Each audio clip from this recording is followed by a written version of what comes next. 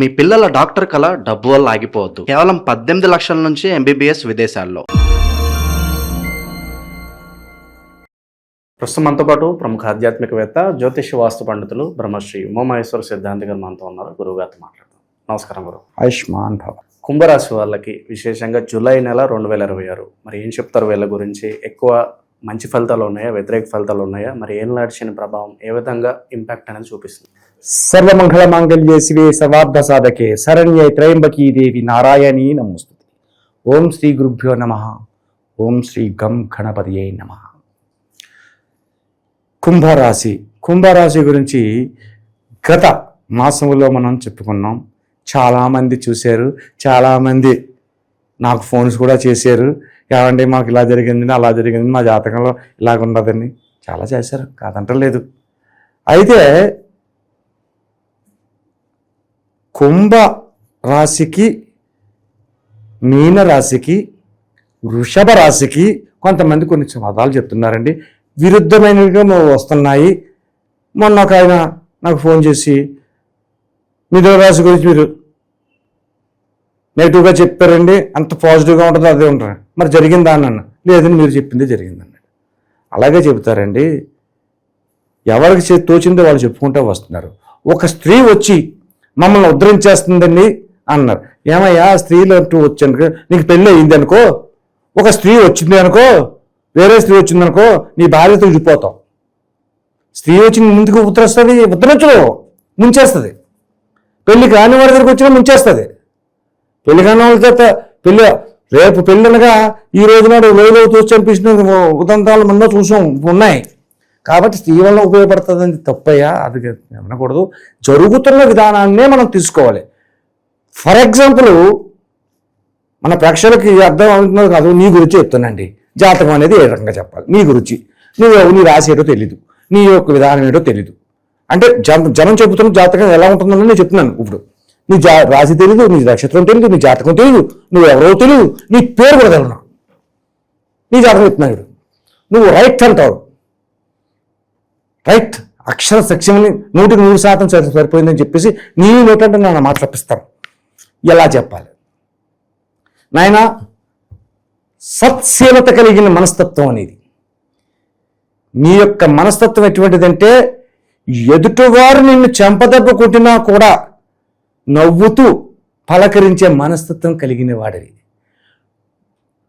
1000 రూపాయల జేబులో ఉంటే 90 రూపాయలు ఇతరులకు సాయం చేసే మనస్తత్వం. కానీ ఇతరులందరినీ ముంచేస్తున్నారు. నువ్వు చిన్నతనం నుంచి కష్టపడ్డావు, పని చేసావు, విద్య మధ్యలో ఆగిపోయింది. కాబట్టి నీ మనస్తత్వ విధానంలో కొన్ని ఇబ్బందులు కలుగుతూ ఉన్నాయి.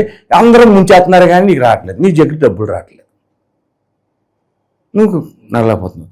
అయితే గ్రహ విధానాలు చాలా బాగున్నాయి కదా, నీకు మంచి విధానంగా ఒక స్త్రీయో లేకపోతే ఒక అమ్మాయో నీ జీవితంలో ప్రవేశించి నేను ఉన్నతమైన స్థానం తీసుకెళ్ళిపోతుంది. అత్యధికమైన లాభాలను పొందేస్తున్నావు, నువ్వు ఎక్కువగా లాభించేస్తున్నావు. ఇదన్నీ జాతక చక్రం చూసి చెప్పట్లేదు నేను. నీ మనసులో ఉన్న విధానాన్ని ప్రతి సన్యాసికి ఉండేది ఇదే. నువ్వు మంచి మనసుని, ఇది మంచి మనసు కాదంటే ఒప్పుకుంటాడు, మంచి మనసే. నీకు ఒక మనిషి అమ్మాయి వచ్చేసి నిన్ను ఐ లవ్ యూ ఉంటుంది అంటే కాదంటారా? ఈ రకమైనటువంటి పొగడతా విధానం చెప్తున్నారు. ఈ పొగడతలు చెప్పినందువల్ల ఆ పొగడతలు కానీ జాతకం అలా చెప్పకూడదు. నీకు నెగటివ్ కూడా చెప్పాలి, నీలో ఉన్న నెగటివ్ నీకు చెప్పాలి. నీ యొక్క విధానం ఏంటన్నది నేను చెప్పగలగాలి. అంత పాజిటివ్గా చెప్పేది ఎలాగో అంత పాజిటివ్గా చెప్తున్నారు. నీకు అనుకూలం ఈ పరిహారం చెయ్యాలో మీ యొక్క జ్యోతిష్యులు ఎవరు చెప్తున్నారు, మీ ఇంటి పక్కనే దోషం ఉంది, మీ దగ్గరే ఉంది, నీకు ఈ వీడియో స్క్రిప్ట్ చేయకుండా పూర్తిగా వినండి, మీకు జరుగుతుంది, ఇంకేముంది అదండి ఇదండి. ఆ పరిహారం అనేది చెప్పరు. అరగంట సేపు సాగదెత్తారు, ఎంతసేపు సూర్యంత తినాలి. లాస్ట్కి వచ్చేసరికి ఏముండదు. అక్కడికి వచ్చేసరికి నువ్వు విడుస్తున్న చెప్పులు వంకర దగ్గర విడుతున్నావు. ఆ చెప్పులకి దీనికి జాతకంగా సంబంధమే ఉందండి. గ్రహ విధానానికి అవి కావాలా, భగవంతుడికి అది కావాలా? నీ జాతకాన్ని ఏ రకంగా నడపాలన్నది నిర్దిష్టంగా రాసి పెట్టి గ్రహ విధానాల ద్వారా నడుపుతాడు. అదే మనం చెప్పుకోవాలి. ఈ కుంభరాశి వారి గురించి మనం చెప్పుకుందాం. ఇప్పుడు ఇక్కడ ఎప్పుడు నేను చెప్పలేని డెంటిస్ట్ గురించి ఇప్పుడు చెప్పాల్సి వచ్చింది. కారణం ఏంటంటే ఈ కుంభరాశిలో ఉన్న డాక్టర్స్, ఈ పళ్ళకు సంబంధించిన డాక్టర్స్కి శుభదాయకమైన ఫలితాలు పొందుతున్నారు అనేది ఇక్కడ తేటతెల్లమవుతుంది. ఏమైనా ఎందుకు ఉన్నది అంటే గురుతత్వ విధానాల్లో శని ఉన్న విధానాన్ని లెక్కేసుకుంటే గురువు శనిని చూస్తున్నాడు కాబట్టి కుంభరాశికి సంబంధించిన శని యోగకారకుడు అయ్యాడు కాబట్టి ఉన్నతమైన విధానాన్ని సంప్రాప్తం అవుతుంది. కుటుంబ పరంగా ఎలా ఉంటుందంటారు?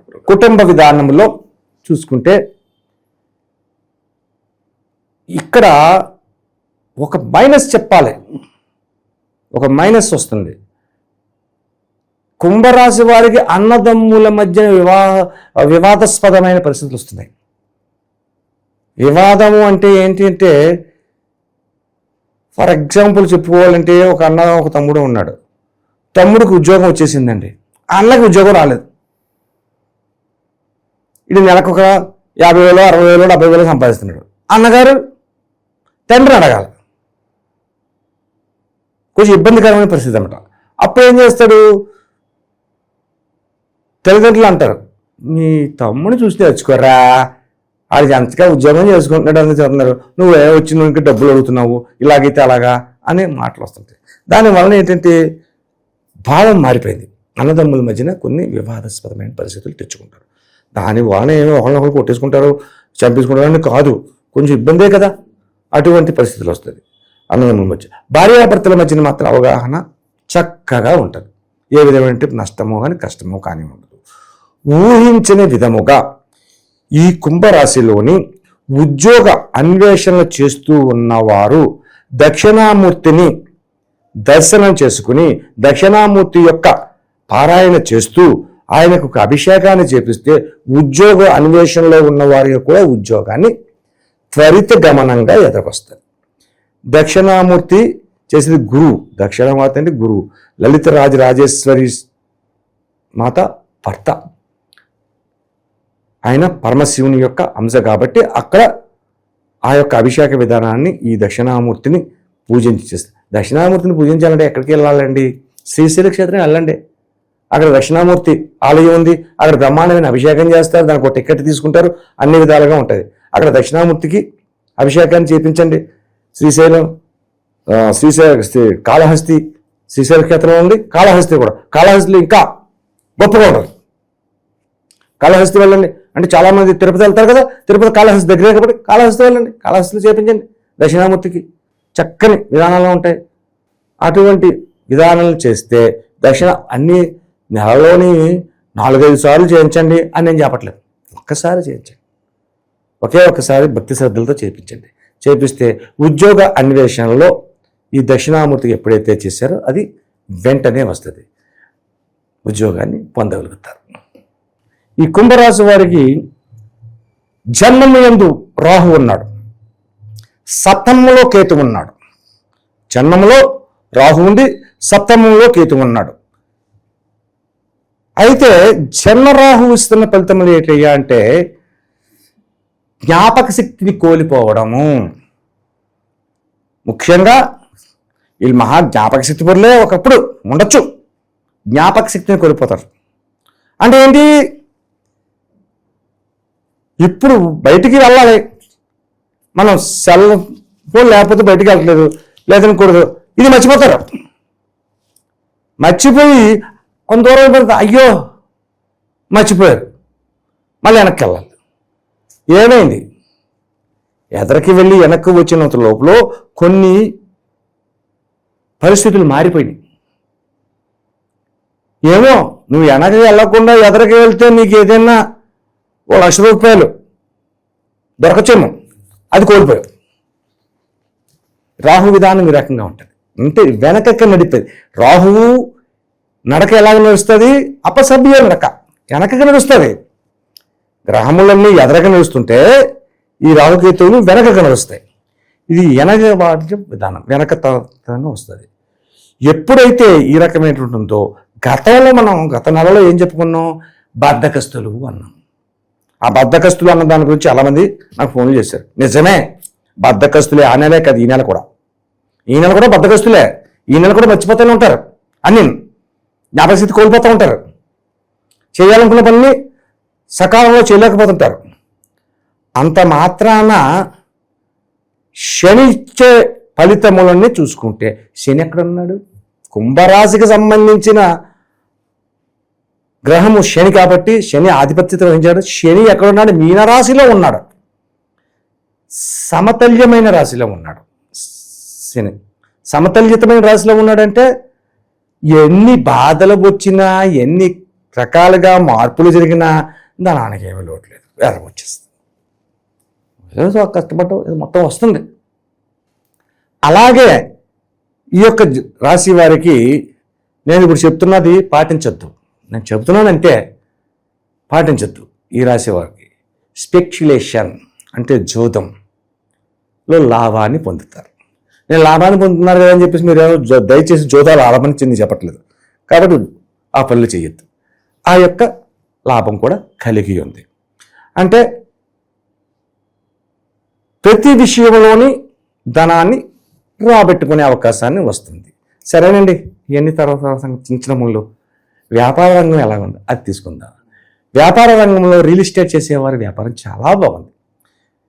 వ్యాపారంలోని రియల్ ఎస్టేట్ చేసేవారికి కుంభరాశికి సంబంధించిన వారు 3 పువ్వులు 6 కాయలుగా పరిణమిత చెందుతూ ఉంటారు. అలాగే వస్త్ర వ్యాపారాలు, చిన్న చిన్న కిరాణా వ్యాపారాలు, లేకపోతే ఫ్యాన్సీ సంబంధించిన వ్యాపారాలు, ఇటువంటి వాళ్ళకి కూడా చాలా లాభదాయకంగా ఉంది. ఇంకా లాభదాయకంగా ఉన్నవారు ఎవరండి? డెంటిస్ట్స్. గురుగారు, ప్రజెంట్ ఉన్న గ్రాస్ బట్టి ఇంకా ప్రత్యేకంగా ఏమైనా పరిహారాలు చేసుకుంటే విశేషం కలిసి వస్తుందంటారు వీళ్ళకి? ఏమన్నా కలిసి వస్తుంది, చేయొచ్చు. పరిహారాలు చేస్తే నష్టపోయారు అన్నది ఎక్కడా ఉండదు. దేవుడికి నమస్కరిస్తే, పూజిస్తే శుభాన్ని పొందుతారు, నష్టాన్ని పొందరు. కోపం వచ్చి మనం దేవుణ్ణి తిట్టినా ఆయుష్మాన్ భవ అంటాడు, కానీ నువ్వు నన్ను తిడతావరా అని చెప్పి నేను తిడతాడు. అదే మానవుడి లక్షణం వేరే ఉంటుంది. కాబట్టి ఈ యొక్క కుంభరాశి వారికి ఎక్కువగా చెప్పుకోవాలంటే కొన్ని విధాలుగా కుజతత్వ విధానాల్లో కొన్ని దోషాలు ఉంటాయి. అది గోచారంలో చెప్పకూడదు కాదు. కుంభరాశికి గోచార విధానంగా చెప్పకూడదు, జన్మ జాతక విధంగా మనం చెప్పుకోవాలి. కుజ విధానాలకు అడ్డుగా ఉన్న వాళ్ళకి ఈ అన్ని విధాములుగా కూడా నష్టదాయకమైన పరిస్థితులు వస్తాయి. ఎందుకయ్యా నష్టదాయకమైన పరిస్థితులు? కుజ విధానంలో ఉన్నప్పుడు అంటే శని కుజులిద్దరూ శత్రువులు అయ్యారు, పరమశత్రువులు. పచ్చగడ్డ అయితే మొగ్గుమంటారు. అందువల్ల నష్టదాయకమైన ఫలితాలు వస్తాయి. ఆ నష్టదాయకమైన ఫలితాలు కలగకుండా ఉండాలి అంటే ఈ యొక్క కుంభరాశి వారు సుబ్రహ్మణ్య స్వామిని ఆరాధించుకుంటూ, సుబ్రహ్మణ్య స్వామిని ఆరాధించాలి, ఇక్కడ ఈశ్వరతత్వాన్ని ఆరాధించాలి. ఏదైనా పరిహార విధంగా అరటి డొప్పలు ఉంటాయి, అంటే కార్తీక మాసంలో కదండి పెడతారు, ఇప్పుడు ఈ జ్యేష్ఠ మాసంలో అలా కుదురుతారు కానీ కాదు, చెయ్యొచ్చు. అరటి డొప్పలు తీసుకొచ్చి అరటి డొప్పలలోని మధ్యలో అటు ఇటు నూనె, అరటి డొప్పలో నూనె పోస్తే ఇలా పోద్ది కాబట్టి నూనె పోయడానికి అవకాశం లేదు. శుభ్రంగా 7 ఒత్తులు, పువ్వొత్తుల్లాగా నూనె, ఆవు నెయ్యిలో కానీ లేకపోతే నువ్వుల నూనెలో కానీ అది ముంచి అరటి డొప్పలో పెట్టి, అరటి డొప్పలో ఉన్న పువ్వులను, ఒత్తులను వెలిగించి తులసి కోట దగ్గర కానీ లేకపోతే శివాలయంలో వృక్షం, బిల్వ వృక్షం కానీ ఏదో వృక్షాలు ఉంటాయి కదా, ఆ వృక్షం దగ్గర కానీ శుభ్రంగా పిండితో ముగ్గు వేసి దాని మీద అది పెట్టి దాన్ని వెలిగించి ఆ యొక్క 7 సప్తమాత్రికలు అంటారు. 7 జ్యోతులు. ఆ సప్తమాత్రికలకి పూజ ధరించారు. అంటే అందులోని 5వదైనటువంటి వారాహి మాత ఉంటుంది. ఆ వారాహి మాత వల్ల అన్ని విధములైనట్టు దోషములు తొలుగుతూ రాజ్య విధానాన్ని కలిగిస్తుంది. అంటే రాజ్య విధానం అంటే ఏంటి? ఫర్ ఎగ్జాంపుల్ చెప్పుకోవాలంటే మన పవన్ కళ్యాణ్ గారు వారాహి అని చెప్పేసి ఒక వాహనాన్ని పెట్టాడు. వారాహి వాహనం అన్నది సప్తమాత్రికల్లో 5వ విధానం. ఆమె కోపం ఎక్కువ కానీ శాంతం ఎక్కువ, అనుకున్న పనులు నెరవేరుస్తుంది. కాబట్టి ఆ యొక్క దీపములు పెట్టి 7 ఒత్తులు వెలిగించుకుని మనసులో ఉన్న కోరికను స్మరించి దాని చుట్టూ 9 ప్రదక్షిణలు చేయాలి. 9 ప్రదక్షిణలు చేయాలి. నవగ్రహ విధంగా ప్రదక్షిణలు చేసి అక్కడ జాంగీరు కానీ, అంటే జాంగీరు ఏ రంగులో ఉంటుంది? గోల్డ్ స్పాట్ కలర్లో ఉంటుంది. ఆ గోల్డ్ స్పాట్ కలర్ వచ్చే ప్రసాదం ఏదైతే ఉందో కొన్ని మోతిచూర లడ్డు ఉంటుంది. అది మా అమ్మవారికి చాలా ప్రీతి అయింది. అటువంటిది కానీ నివేదన పెట్టాలి. నివేదన పెట్టి దీవించి స్మరించాలి. ఎప్పుడు చెయ్యాలి ఇది? ఎలా చెయ్యాలి అని చెప్పేసుకున్నాం, రైటే, బాగానే ఉంది కదా. ఎప్పుడు చెయ్యాలి అది తెలుసుకోవాలి. శుక్రవారం నాడు చెయ్యాలి. శుక్రవారం నాడు చేయాలంటే శుక్రవారం నాడు ఉదయాన్నే లేచి నువ్వు దీపారాధన చేసి ఇంటికాడ చేసుకుని అమ్మవారి గుడికి వెళ్ళి, దుర్గాదేవి గుడికి వెళ్ళు, లేకపోతే సంతోషమాత గుడికి వెళ్ళి, సంతోషమాత దుర్గాదేవి గుడికి వెళ్ళు, లక్ష్మీదేవి గుడికి వెళ్ళు, ఏదో అమ్మవారి గుడికి వెళ్ళి అక్కడ ఒక అష్టోత్తర పూజ చేయించుకుని సాయం సంధ్యా సమయంలో విష్ణాలయానికి వెళ్ళి, లేకపోతే రామాలయానికి వెళ్ళి, వెంకటేశ్వర స్వామి గుడికి వెళ్ళి అక్కడ ఉన్న వెంకటేశ్వర స్వామిని దర్శించి ఆ యొక్క రావి చెట్టు దగ్గర లేకపోతే బిల్వ వృక్షం ఏదో వృక్షం ఉంటుంది కదా, అక్కడ ఇంకు వేసి ఈ దీపాన్ని పెట్టి దండం పెట్టుకోవాలి.